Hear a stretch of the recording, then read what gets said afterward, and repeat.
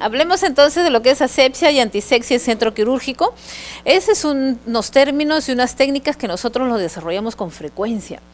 Con frecuencia, todos los días desde que iniciamos en el servicio, desarrollamos estas técnicas, ¿no? Una de las técnicas lo desarrollamos. Lo importante es identificar por qué es necesario desarrollarlo, cómo lo vamos a desarrollar y qué beneficios nos va a traer todo este desarrollo, que lo vamos a ver ahora. Entonces veamos un poquito el esquema, vamos a hablar sobre una introducción, definamos y todo lo que es prevención, que es lo que vamos a hacerlo juntos. Aquí nosotros observamos a un paciente quirúrgico. Un paciente quirúrgico, ¿quiénes son ellos? Son los gérmenes que están alrededor de él. Así como el paciente entra totalmente tenso, con sus temores, tanto él y su familia, entonces también están los gérmenes que invaden. Y realmente todo lo que nosotros tenemos en el área quirúrgica, en quirófano, es riesgo. Y depende de nosotros que ese riesgo lo podamos llevar a medidas de prevención. Porque sí tenemos todos los desechos que son, es altamente el riesgo. O sea, tenemos que hacer un buen desecho para poder tener. Entonces, recuerden esta foto y más adelante vamos a ver la foto siguiente en la que hemos actuado. Hagamos un poquito de historia. ¿Quién fue Hipócrates? Hipócrates fue una de las personas que presagió la asepsia, cuando recomendó, por ejemplo, él el uso del vino, del agua hervida para lavar heridas. Él eso lo desarrolló ya hace muchos años, 460 años antes de Cristo. Y luego tenemos a Ignacio Felipe Semmelweis. Él es una persona muy recordada y con él se habló mucho lo que fue esta etapa de la asepsia.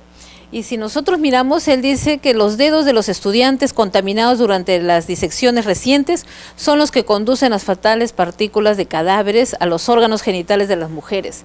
Entonces él dijo que ya no debía entrar ningún estudiante porque el riesgo de contaminación era altísimo. Ahora, él escribió una carta a los obstetras porque las primeras personas que se opusieron a él cuando él decía que había una fuerte infección de puérperas, entonces no deberían ingresar, ¿no? Entonces él escribió algo y miren lo que dijo, ¿no? Es una carta a los obstetras de la época, dice: asesinos, dijo, llamo yo a todos los que se oponen a las normas que he prescrito para evitar la fiebre puerperal. Contra ellos me levanto como resuelto adverso, tal como debe uno alzarse contra los partidarios de un crimen, dice. Para mí no hay otra forma de tratarles que como asesinos. En esos años ya él hablaba, ¿no, Ignacio? Él decía pues que es un riesgo fatal, porque la puérpera eran continuamente el fallecimiento de ellas. Entonces él decía que no es necesario cerrar las salas, decía, de maternidad para que puedan cesar los desastres, ¿no? Lo que tenemos que hacer es, dice, echar a los tocólogos. ¿Y quiénes eran los tocólogos? Todas las personas que tocaban, las personas en su momento, y eran los estudios, ¿no? Y que con esto pues se comportaban, crecían las epidemias. Entonces él fue llevado a un manicomio, ¿no? Donde salió aparentemente mejor, porque recuerden ustedes que antes creían esto, ¿no? Y ya en el año 1865 él entra nuevamente a una sala de autopsia y él toma un bisturí, se corta la mano y a las 3 semanas fallece de sepsis, ¿no? Entonces, ¿cómo era? Que tenía que demostrarlo. Si nosotros recordamos cómo fue la salud, cómo fue la cirugía hace mucho tiempo, la cirugía empieza así, hace años, ¿no? Que recuerden cómo eran el instrumental, no tenían instrumental, no había la asepsia, no había limpieza. Entonces así se empieza a dar los procesos quirúrgicos, pero posteriormente pues ya esto empieza a cambiar. Y también veamos a Oliver Wendell en 1843. Él, un médico dedicado a atender partos, y dice: debe abstenerse de participar en necropsias de mujeres fallecidas por fiebre puerperal, y si lo hiciera debieran lavarse cuidadosamente las manos. Él también ya habla de la higiene de manos en ese momento para trabajar. También tenemos a Louis Pasteur en 1892, en el que postula la teoría del origen microbiano de la enfermedad y dedujo que la formación de pus y la infección de las heridas y algunas fiebres también tenían que estar causados por pequeños microorganismos. Ya no solamente decían las manos, sino ya ellos hablaban que había una población microbiana, unos gérmenes que ellos podían hacer. Y después tenemos a Florence Nightingale, que todos la conocemos, y nosotros sabemos que ella trabajó bastante y fue una persona quien hizo mucha docencia, la parte médica, quien trabajó lo primero que fue en estadística y infecciones. O sea que sí, realmente nosotros tenemos acá una persona muy líder en esta. Y ella reconoció el uso de agua y aires puros como un drenaje, dice, eficiente de la limpieza y la luz para lograr la salud. Entonces su experiencia de ella se basa en la guerra de Crimea. ¿Ustedes se acuerdan cuando nosotros conversamos sobre ella en la guerra de Crimea?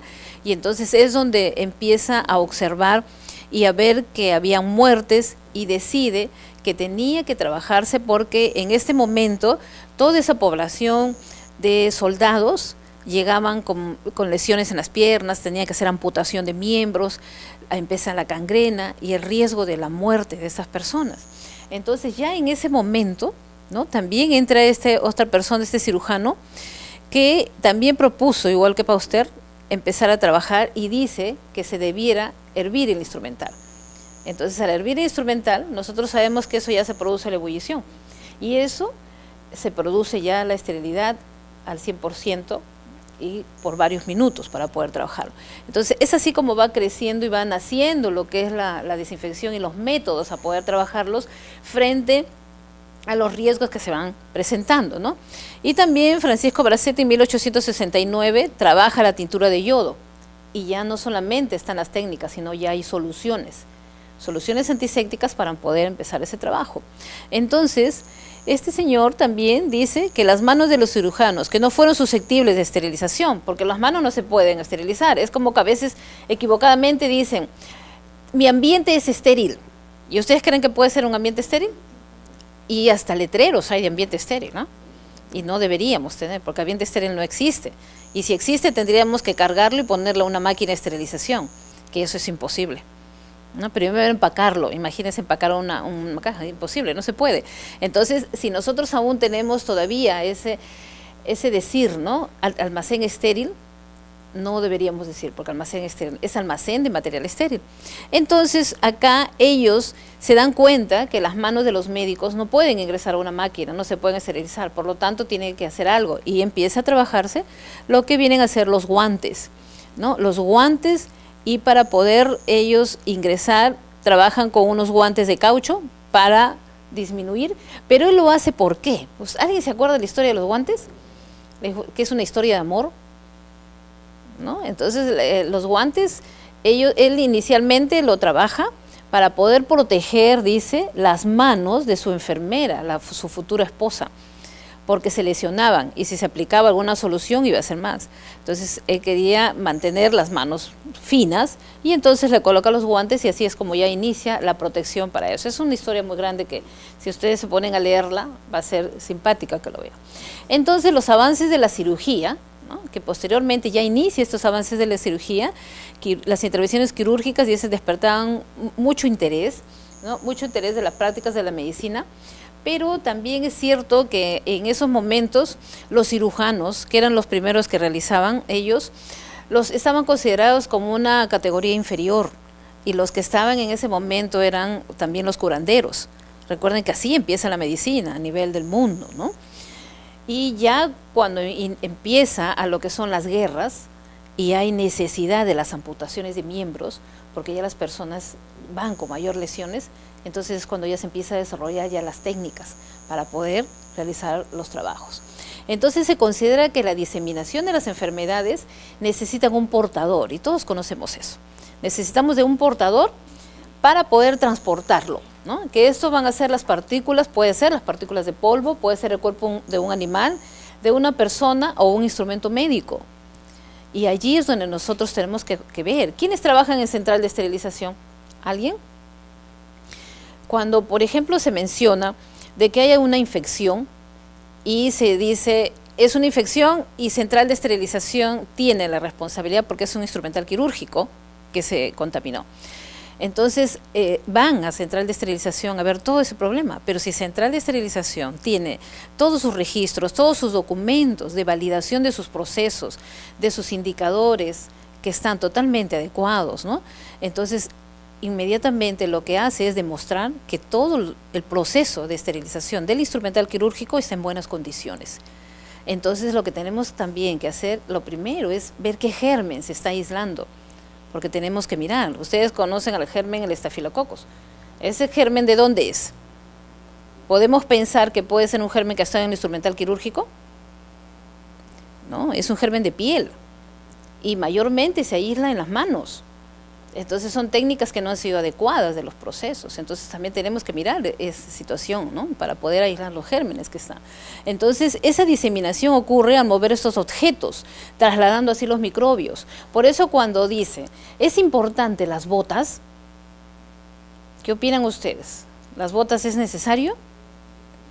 ¿Sí? Si las botas se usan adecuadamente. Pero ¿qué pasa si aún todavía se siguen utilizando las botas que son de tela?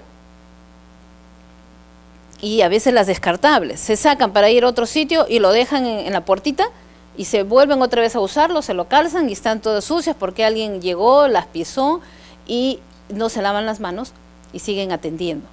Entonces la contaminación se da rapidísimo. Y hay muchas teorías sobre las botas, hay mucha controversia. Al final dicen que las botas resultan solamente un cubre calzados, pero no me va a dar una buena evidencia de que deba usarlos porque me va a disminuir los riesgos. Porque la contaminación, el germen no salta, el germen es transportado por nuestras manos. Y si es transportado por nuestras manos, entonces el riesgo mayor no es sino es de nosotros, de la manipulación. Y a eso llamamos nosotros la contaminación cruzada. La contaminación se produce cuando los microbios causantes de las enfermedades han penetrado algún cuerpo.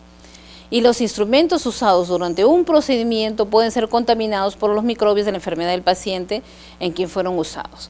Acá nosotros tenemos que tener mucha precaución, porque el instrumental, cuando tiene manchas que son amarillas, por ejemplo, a veces decimos está oxidado, pero el acero quirúrgico no cumple esa función. El acero quirúrgico se corroe. Entonces tenemos que visualizar qué cosa es, o es materia orgánica. Y finalmente eso se convierte en un biofil. Y el biofil es carga microbiana, que no puede retirarse porque continuamente no es bien realizado el lavado y se ingresa a la máquina de esterilización y se adhiere. Y se adhiere y se adhiere y al adherirse, entonces este material se va quedando cada día más unido al instrumental y es difícil retirarlo. Entonces observen bien sus instrumentales. Por eso yo les decía ayer la importancia de la comunicación entre sala de operaciones y central de esterilización. No podemos divorciarnos, tenemos que estar unidos para poder hacer la prevención de los pacientes. Y un concepto que se dice, ¿puedo adquirir una enfermedad en un hospital? Sí se puede adquirir. Y eso es a lo que nosotros vemos. ¿Qué medidas vamos a utilizar para poder disminuir este riesgo en el paciente? Porque imagínense un paciente que llega por una cirugía laparoscópica, que en una clínica el paciente ingresa 8 de la mañana y sale en la noche, pero que se tenga que quedar 3 días. 3 días es un factor económico alto, un problema social y un problema para el paciente mismo. Y si frente a eso hay que amputar una pierna porque hubo una infección, es mayor la situación. Entonces, los instrumentos usados no están limpios, dicen, ¿no? No están limpios de microbios. El lavado de manos no fue correcto antes y después de cada procedimiento. La mala eliminación de desechos contaminados y la comida también, cuando no es correcta, está contaminada, se produce la infección cruzada. Entonces, esos son factores. Y uno de los factores grandes es la mala eliminación de desechos contaminados. Dicen de que los porcentajes mayores se producen justamente por eso, por un riesgo malo. Y que si nos damos cuenta, pueda que le produzca riesgo al paciente, pero ¿qué pasa con las agujas que no se colocan adecuadamente en el contenedor? Esas agujas pueden también producir lesión a las personas. Y las personas a veces trasladan mal el material y lo que hacen es ponerlo a la espalda o lo jalan y entonces ellos se hincan. Y nosotros no sabemos de quién es esa aguja. Y eso sí es un peligro. De repente muchos de ustedes han visto con sus compañeras que se han hincado con una aguja y dicen, ¿y quién fue el paciente? A ponerlos a buscar en historias clínicas de todos los pacientes y uno se encuentra con tantas cosas que francamente dan temores. Y dan muchos temores para poder. Entonces tenemos nosotros que luchar por esto, por todos los desechos contaminados. Y en quirófano se tiene mucho desecho contaminado. Se termina con la cirugía y la sangre que hay es cantidad. De ahí la importancia de que se pueda trabajar con ropa descartable. Si aún todavía siguen trabajando con ropa de tela, se debe hacer un estudio de costo-beneficio y van a ver ustedes cuánto se reduce económicamente, porque eso es lo que debemos ver. A las instituciones, a los empresarios ven esa parte económica. Entonces, si uno le dice, estamos con ropa de tela y trabajamos con ropa descartable versus hacemos un trabajo de estudio de costos-beneficios y ustedes van a ver cuánto beneficio se obtiene utilizando ropa descartable. Y dentro de los grandes beneficios es disminuir los riesgos de infección y también los riesgos para nosotros, porque uno termina con toda la ropa, ¿no? Y es toda llena de sangre.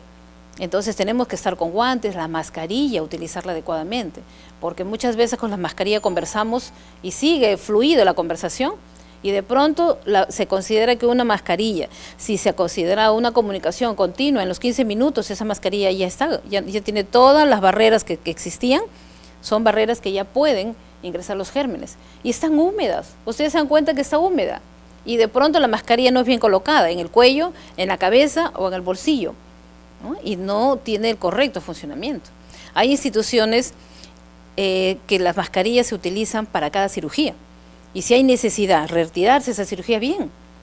En otros lugares, yo no sé si en algunos de ustedes la norma es de que por cada cirugía tenga que cambiarse totalmente su indumentaria, ¿no? Entonces, en otros países se da eso, se da ese proceso. Y es más, cuando uno termina la cirugía, de acuerdo al esquema de infraestructura, uno termina su proceso y debe salir por otra puerta. Y al salir por la otra puerta ya no puede ingresar. Y si entra, tiene que entrar por una puerta en la que ya ha pasado a un ambiente donde se cambia nuevamente toda la ropa y pasa. Entonces eso nos evita el que nosotros como seres humanos podamos cometer algo, ¿no? Porque el riesgo es tremendo. Somos infalibles, no somos infalibles. Entonces acá nos dice que las fuentes de contaminación de una herida, ¿ya? Dice que el aire es un 5%, el instrumental un 10%, el personal quirúrgico un 35% y el paciente, la piel del paciente un 50%. Miren ustedes qué tan porcentaje se da acá, la piel del paciente. Y la piel del paciente está en nuestras manos, ¿no? Yo les decía ayer, nosotros tenemos algo diferente, que se considera que nosotros tenemos en nuestras manos a la vida del paciente. Entonces, esta piel sí está en nuestras manos y de nosotros depende de que este proceso podamos hacerlo correctamente. Entonces, acá nos está diciendo que también hay un área adyacente, los pisos que pueden darse, que también nos encierra un porcentaje de riesgo, pero el mayor porcentaje de riesgo es piel de paciente. Y esa piel de paciente tiene mucha relación con manos también de nosotros, porque somos los que ejecutamos la acción. Veamos entonces aquí qué nos dice. Antes de la contaminación, por dar un número, puede existir un 9.390 unidades formadoras de colonias de gérmenes. Pero ¿qué pasa después ya de la desinfección, ¿no? Después de la descontaminación, ya ha bajado. Miren la población de gérmenes y después esa población de gérmenes queda. Pero quedan algunos y quedan también ya un poco heridos. Entonces tenemos que nosotros aquí nos damos cuenta la importancia de definición de lo que sería la asepsia y la antisepsia, ¿no? El momento en el que la población está totalmente llena de gérmenes y la población ya en la que los gérmenes empiezan a disminuir. ¿Gracias a qué? Esto se produce gracias a qué. ¿Quién hace ese desarrollo de procesos? ¿Quién hace? ¿Quién hace el desarrollo de procesos? Ayer decíamos que todos nosotros somos importantes, somos parte de. ¿Y quiénes serían esto? ¿Quiénes harían toda la parte de las técnicas de asepsia? Son ustedes, claro, o sea, somos nosotros quienes desarrollamos. Y si nosotros desarrollamos este proceso y lo vamos a hacer cada día bien, entonces estén satisfechos. Cuando termine su cirugía, termine su turno, se van a ir a su casa, van a abrazar su almohada y se van a quedar dormidos pero felices. Pero si no han hecho bien su proceso, van a voltear a la almohada, siguen volteando y no van a poder descansar. Porque van a estar pensando en ese paciente, si estuvo bien o estuvo mal, ¿no? Y eso nos pasa muchas veces para poder mirar. Entonces definamos las técnicas de asepsia y antisepsia. ¿Qué es la antisepsia? La antisepsia es el conjunto de procedimientos, prácticas, hábitos destinados a impedir la colonización o destruir los gérmenes, ¿no? En especial, dice, por medio de agentes químicos, porque cuando nosotros decimos, ¿puedo trabajar con antisepsia? Sí. ¿Qué métodos? Químicos y físicos. Físicos, el estar refregando, de repente el instrumental, y los químicos cuando ya usamos las sustancias para poder hacer el proceso. ¿Y qué decimos con la asepsia? es la ausencia de sepsis de infección por existencia de microorganismos patógenos. Entonces, por un lado estamos hablando cuando está la población microbiana y por el otro cuando ya la población microbiana ha sido eliminada gracias a las actividades que estamos desarrollando cada uno de nosotros. Entonces, esta infección también tiene dos aspectos, ¿no? Una infección puede ser por la fuente de infección, que va a ser la autoinfección, dice, ocurre cuando una persona consume antibióticos fuertes y estos destruyen la flora bacteriana del paciente. Entonces, aquí también nosotros estamos hablando de un riesgo de medicamentos al paciente. Y luego hablamos de una infección cruzada, y que puede ser de paciente a paciente, de enfermera a paciente y de paciente a enfermera. Entonces, el que nosotros podemos hacer una contaminación para ese paciente. Y otra infección se da cuando hay una contaminación patógena del organismo por agentes externos, bacteriológicos o sus toxinas, un accidente de tránsito, ¿no?, que ya se produce y es una invasión al paciente. Y el proceso de infección, que este proceso se produce gracias a una tríada, que es agente, huésped y medio ambiente. No olvidemos este aspecto. El agente, huésped y medio ambiente es el que se produce y en el que aquí tenemos ya nuestro cuadro resumido del proceso del riesgo de infección y las actividades a desarrollar durante ese proceso. Se dice que la asepsia médica es la eliminación o la destrucción de los gérmenes patológicos o los materiales infectados. Y uno de ellos puede ser el lavado de manos, la instalación de técnicas de barrera, la limpieza habitual, y la asepsia quirúrgica es la protección contra la infección antes, durante o después de las intervenciones quirúrgicas mediante el empleo de una técnica estéril. Entonces, este punto es el que nosotros desarrollamos durante el acto quirúrgico. Y dice antes, durante o después de las intervenciones quirúrgicas.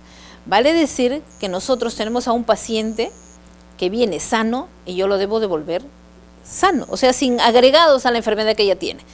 Porque no puedo decir sano totalmente, porque él ingresa por una patología, pero no le puedo agregar daño a lo que él ya está viniendo con sus procesos de trabajo, ¿no? Esta es la otra figura, la prevención. ¿Qué veíamos al inicio? ¿No? Un paciente que estaba con todo acá en la pared y los gérmenes asustándolo, y era un riesgo inmenso. Pero aquí nosotros ya lo vemos que está tranquilo, descansando en la mesa quirúrgica, ¿no? Está en la mesa quirúrgica y está protegido ¿por quién? ¿Por quiénes está protegido? A ver, fuerte, ¿por quiénes está protegido? Por ustedes, diga por nosotros, o sea, ustedes son los que están protegiendo al paciente. Entonces, esa protección del paciente, ya los gérmenes están fuera. ¿Y cómo vamos a desarrollar este proceso? Una de las cosas que nosotros desarrollamos grande es el proceso de esterilización. No podemos trabajar con un material de un paciente, ni siquiera ropa de paciente, ya sea ropa de tela o ropa descartable, si ese material no es estéril, ¿no? La higiene de manos también es importante y todos los campos operatorios que puedan dar. Este es un factor importantísimo porque a veces olvidamos de estos equipos y estos equipos son básicos porque si no hacemos una buena descontaminación de estas superficies van a estar con gérmenes. Y muchas veces estos quedan, ¿no? A veces estos microscopios no se usan diariamente y en el día no se usa 10 veces. Si hay 20 cirugías, las 20 cirugías no se utiliza. Por lo tanto, se va quedando en el área. Y al quedarse en el área, se limpia todas las superficies menos esta. Hasta, de repente, que llega una superficie terminal de una semana y ahí sí se limpia. Pero ¿qué pasó en todos 7 días? Está almacenándose y si lo voy a utilizar en el 7º día se queda totalmente. Entonces esto tengo que protegerlo y tener que hacer una limpieza antes de la intervención quirúrgica. Y también tenemos nosotros acá las observaciones y a esta persona que muchas veces dejamos nosotros libre. Según la norma de desinfección de superficies en el país, dice que quien debe realizar esta desinfección de lo que es superficies altas, mesas, muebles, equipos, es el técnico de enfermería. Y todo lo que es la superficie baja y techos debe ser un personal de limpieza. Pero ¿cuánto estamos a este personal de limpieza instruyéndolo? Estamos enseñándole, estamos supervisando su proceso. De pronto los estudios de bioluminiscencia, el antes y el después, para poder mirar si realmente ha habido una baja de carga microbiana. Eso nos ayuda para poder decirle a la persona, mira, ¿cómo estás limpiando? Y poder dar la técnica. Recuerden que muchas veces ellos cometen errores, no por negligencia, sino muchas veces por ignorancia. Y entonces eso significa que nosotros somos responsables del proceso de poder verlos, ¿no? O de pronto se inicia el apuro en el quirófano, ¿no? Tienes que ingresar, tienes que limpiar la sala y no nos dan 20 minutos. ¿A ustedes les pasa eso? Que no dan ni 10, 15 minutos para limpiar sala.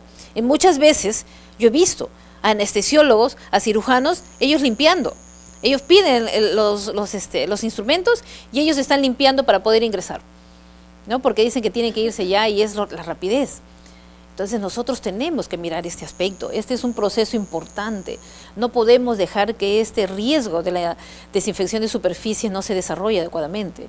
O de pronto de los materiales. Los materiales, cuando hacemos desinfección de alto nivel, la desinfección de alto nivel tiene un tiempo. ¿Se acuerdan cuánto tiempo tiene la desinfección de alto nivel? Dependiendo de la solución, ya. ¿Y cuánto más o menos han sacado sus cálculos? ¿Cuánto tiempo tiene? Ya. Ya, pero si son 10 minutos de inmersión, eso no es el tiempo de la desinfección, ¿ah? La desinfección es más de 1 hora. Porque la desinfección tiene un proceso desde el uso del detergente. Entonces, por lo tanto, yo no podría programar cirugías continuas para utilizar un mismo material de laparoscopía.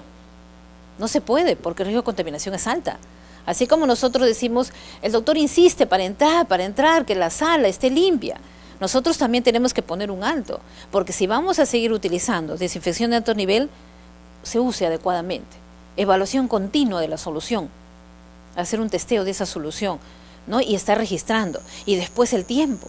Si nosotros utilizamos un detergente enzimático, ¿no? Yo termino el material de utilizar en paciente y lo voy a utilizar en otro paciente. Antes que pongo, ustedes vayan sacando el cálculo. En detergente, inmersión 15 minutos, porque hay 5, 10, 15 minutos. Pero antes de sumergirlo, ¿qué tengo que hacer? ¿Qué tengo que hacer? Desarmarlo. Yo no puedo jamás poner un instrumental si antes no lo he desarmado. Eso dice desarticulado. Entonces se desarticula el material totalmente y se pone en inmersión. ¿Cuánto tiempo creen que debe demorar el desarticular todo un material laparoscópico? ¿Cuánto tiempo puede ser? ¿1 minuto? ¿2 minutos? ¿5 minutos? ¿Ponemos 5? 5 como un cálculo. Ponga entonces 5 minutos de desarticulado. 15 minutos en inmersión. Y después de los 15 minutos recién puedo cepillar. Porque dice que yo debo dejar el instrumental totalmente en inmersión por el tiempo que me diga el fabricante. No por el tiempo que yo quiero, por el fabricante, por el detergente enzimático que esté utilizando en mi institución. Lo pongo y después que está en toda inmersión, recién puedo cepillar. Cepillo, paso por todos los lúmenes y eso no es menos de 5 minutos, por lo menos en unos 8 minutos. Y luego de allí yo debo enjuagar el agua, el instrumental con agua a chorro, 1 por 1, 10 minutos. Luego debo secar el instrumental, secarlo. Una vez que lo seco totalmente, pónganle 7 minutos, yo pongo en la solución de glutaraldehído que me han indicado, ¿no? Y esa inmersión en glutaraldehído puede ser 5 minutos, 10 minutos, 15 minutos. Pongamos 10 minutos. Y luego de ahí de los 10 minutos yo tengo que retirar y la instrumentista debe estar calzada con guantes estériles, con ropa totalmente estéril y este procedimiento se debe hacer en quirófano, ¿no? Porque dice, yo debo hacer el DAN cercano y la atención para el paciente, inmediatamente, no lo guardo, ¿ah? ¿No? Y luego yo tengo que enjuagar y se tiene que enjuagar con agua estéril. Y no dice agua estéril que yo ponga en un lavatorio y yo pongo ahí y lo saco. No, tiene que ser agua estéril a chorro. Y no dice 1 litro, es a chorro, por lo menos son 3 litros de agua los que voy a usar, de acuerdo al instrumental, ¿no? Y luego voy pasando lúmenes también, enjuagando totalmente, y eso serán unos 10 minutos. Y luego tengo que secar, y seco con campos estériles. Y ahí me tengo que retirar unos guantes y ponerme otros. Si me puse los dos, saco uno y pongo el otro. Entonces, seco totalmente con campo estéril y luego que secado, empiezo a armar mi instrumental. Y ese armado me puede llevar 7 minutos. ¿Cuánto tiempo fue en total? ¿Quién sumó? ¿Quién sumó? A ver, ¿quién sumó?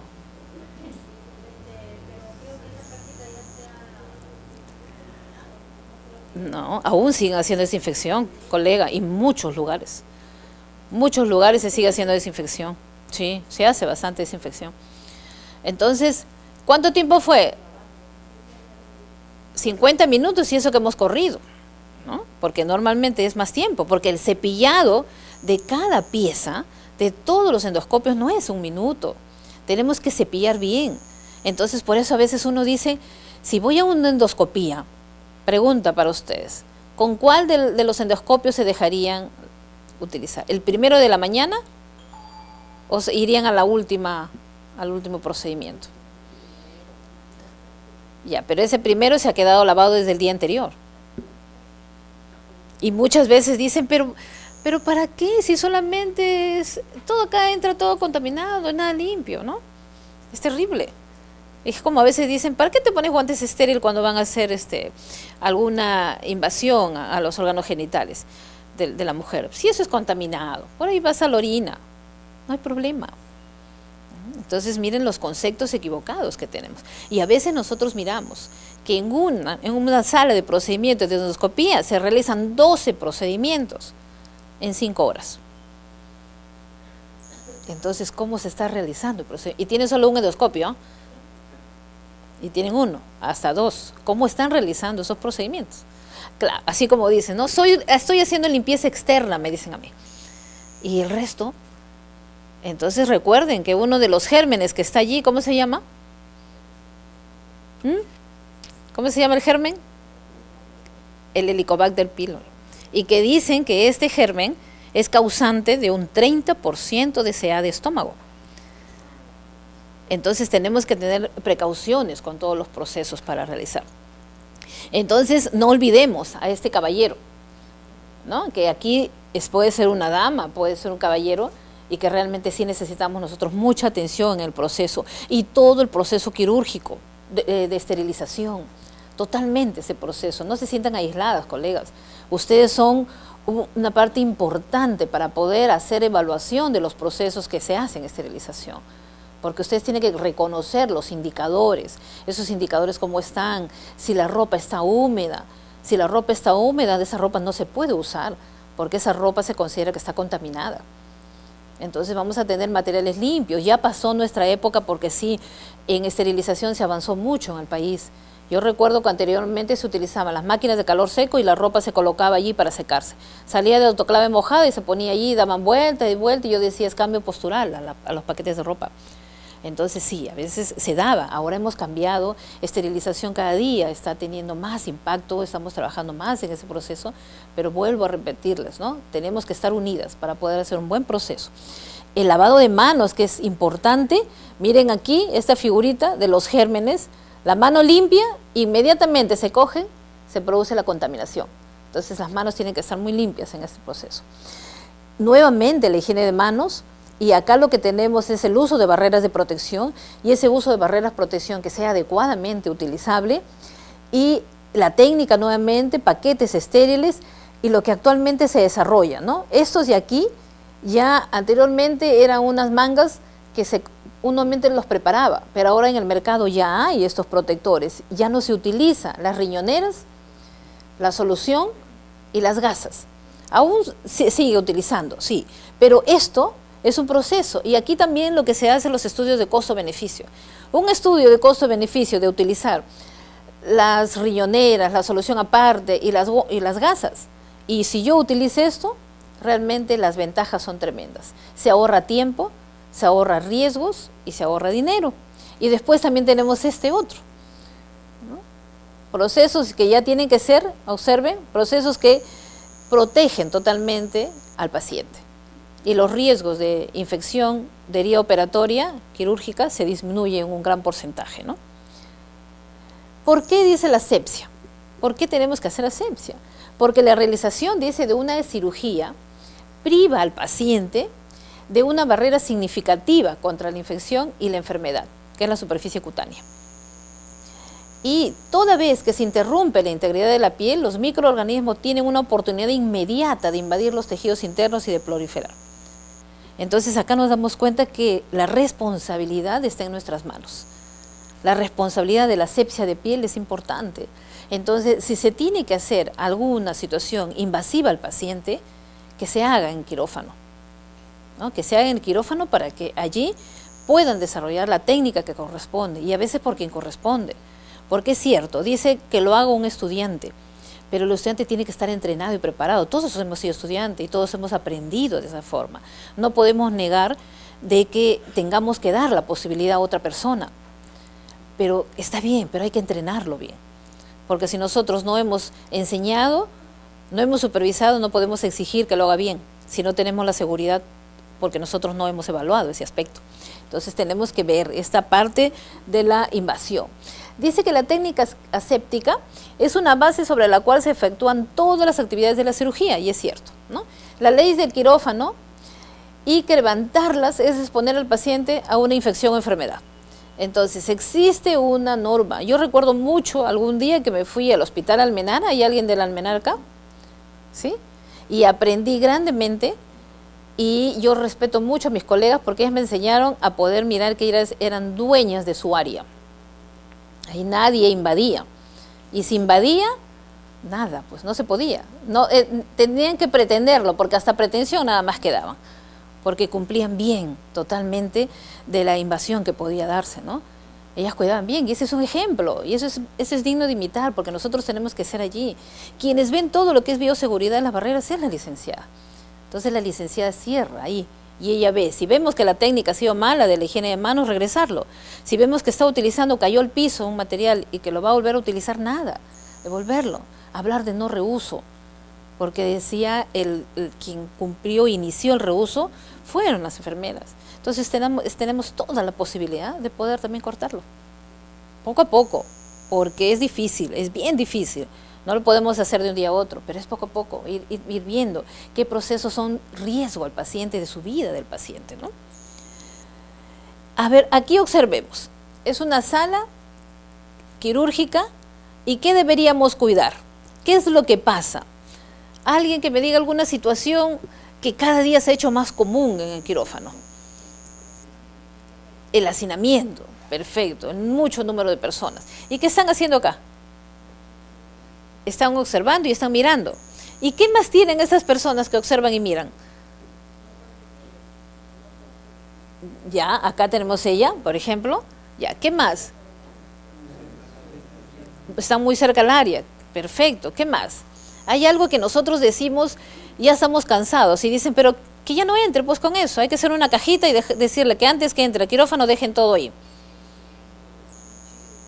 Ya, mochilas, y es increíble que entre con mochilas, ¿no? Algo que hasta nosotros usamos y que ahora dicen, no podemos vivir sin este aparatito. Los celulares. ¿Cuántos de ustedes el cirujano no le ha dicho, pásame el celular, y él está conversando y está operando? Entonces, eso es algo que uno, es un riesgo de contaminación, y segundo, de distracción. Eso no deberíamos ver cómo cortar eso. Vean estrategias para que puedan desarrollar, porque esa es antisexia. Entonces, empecemos a mirar qué estrategias y después compartámoslas entre hospitales. ¿Cómo nos está yendo con la estrategia que estoy utilizando para poder evitar esto? Y lo otro que también debemos evitar mucho es la comunicación. Mucho se conversa en sala. Se conversa continuamente, y se conversan cosas que ni siquiera debieran conversarse, ¿no? Se conversan cosas terribles, blancas y rojas, ¿no? Y todas las palabras de la A a la Z. Entonces nosotros tenemos que mirar este proceso. Y hay algo que también está, ese hecho, y uno dice, ¿pero qué pasó? Que la circulante sale y entra, puerta abre y cierra, puerta abre y cierra. Entonces tenemos que equipar completamente adecuado, porque si nos equipamos adecuadamente, tenemos ese factor, que están corriendo y están entrando, corriendo y entrando, y esos momentos de desesperación, de pedir algo y no tenerlo, causa mucho problema dentro del círculo de las personas que están aquí operando, porque si el cirujano pide algo y no hay, se fueron a traer, puede pasar 1 minuto, 2 minutos, 3 minutos, a veces hasta 5 minutos en que venga ese material, y 5 minutos es tremendo, es un montón de tiempo en quirófano. Se ocurre un estrés en todas las personas que están realizando la labor allí. Entonces tengamos que tener esa precaución. Y algo que también nosotros debemos mirar acá es el aspecto de recambio de aire acondicionado. El aire acondicionado es un riesgo, Y eso también hay que verlo, de que aún todavía en nuestro país hay muy pocos los hospitales que tienen un recambio adecuado, de 15 por hora, y que tienen un recambio y que tienen filtros EPA, filtros bacteriológicos para poder trabajar. Entonces tengamos que mirar este proceso, cómo desarrollamos. Yo les decía, tienen que hacer ustedes registros para ver cómo están ingresando a una cirugía y después evaluar si esa cirugía ha tenido algún riesgo y después empezar a decir, estamos con un riesgo frente a esto, entonces vamos dando solución, pero ya nosotros estamos presentando documentos que nos van a ayudar a poder mejorar los procesos. Entonces, ¿qué debemos hacer? Observen allí. Dice, ¿qué se nos viene ahora?